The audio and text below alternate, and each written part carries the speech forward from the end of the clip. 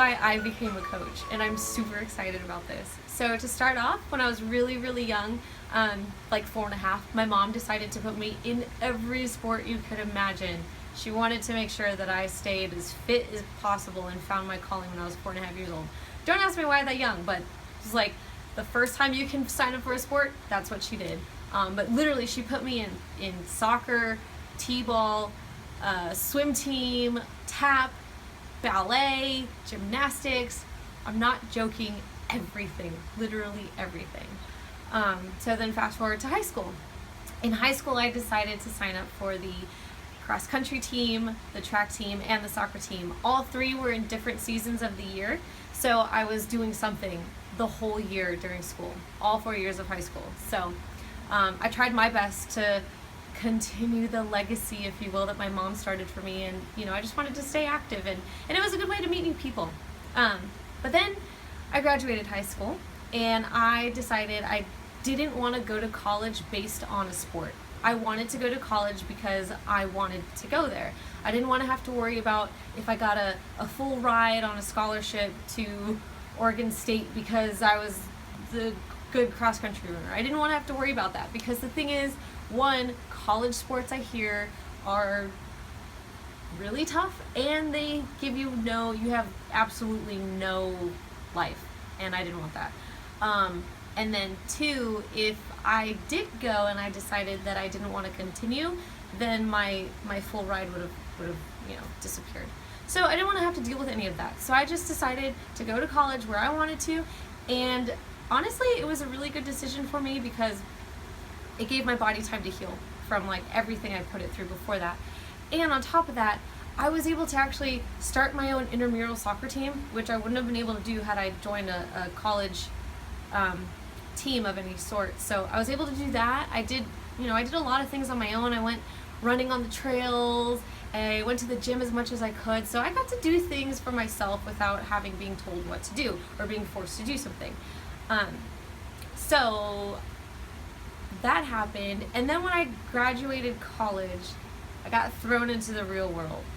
In the real world, it's really hard to stay active. I'm not even kidding.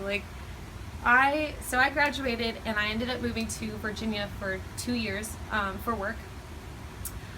Never had been on the East Coast before, and little did I know that the weather was horrible. Not good for anyone who wants to be outdoors and stay active, because let me tell you, 7 months out of the year there's snow, and the rest of the months it's rainy and stormy. So needless to say, I didn't get much of any physical activity while I was on the East Coast. But honestly, at that point I was okay with it. I just figured if I ate healthy and did little things here and there, I would be okay. Mind you, those little things here and there were like 14,000 steps while I was at work. But that doesn't do very much. So I started to realize that being over there and not getting the amount of exercise that I was used to, I was starting to be tired all the time. I was starting to lose confidence in myself. I got really homesick. I was getting really depressed. It was just not a very good situation, and I needed to find something different. I didn't know what it was. I didn't know what I was going to do, but I knew I needed to find something different. It was really tough for me. It was really, really tough. So then the opportunity to move back to California came along, and it was awesome. I was super excited to move back because I told myself I'm never taking a sunny day for granted again. Every time the sun's out, I'm going to be out doing something, whether that's hiking, running, playing soccer with someone, you name it. I was going to try to find something to do the second I moved back. So I did the best I could, but I was on my own, and when I moved back, I ended up having a job that kept me indoors all the time. And by the time I was done with that, I was really tired. So getting the motivation to go back to the gym or to go on a run after 8 hours of work was not happening. And then I started to learn and realize that I did a lot better when I was actually on a team with people, with coaches that were there pushing me to do something. On my own, I found out that I don't have that much will, if you will. I don't have that much self-motivation that, you know, some people do. That wasn't me. So I started getting into this really vicious cycle of, I would go a couple weeks of working out, finding something to do in the house, but then, you know, kind of finding excuses not to do it.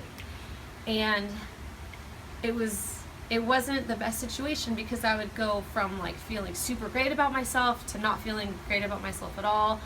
I started having really bad self-confidence issues. I stopped liking what I saw in the mirror. There was a point in my life where I actually was disgusted by what I saw, and I started judging myself. I got really used to comparing myself to other women that I saw, and it started to mentally break me down. So, I'm sorry. I knew I needed to find something different to do to get me out of that rut that I was in. And a few years later, Beachbody came along, and in June 2016, I actually decided to become a coach, and it has been the best decision of my life. I've met so many amazing people, and I've been able to stay accountable with my workouts, and I have a coach who is like the most awesome coach ever, and she's been able to help me through this whole process. The great thing about it is I feel beautiful again. I feel comfortable in my own skin, and it's really given me a purpose in life now, because now it's allowing me to actually help other people who were in the same situation that I was in not too long ago. So it's been honestly a blessing in disguise. It has been the most amazing thing ever, and I can't be any more grateful for the fact that my coach found me, she found me, we connected, and I signed up, and I haven't looked back since. So that's why I became a coach.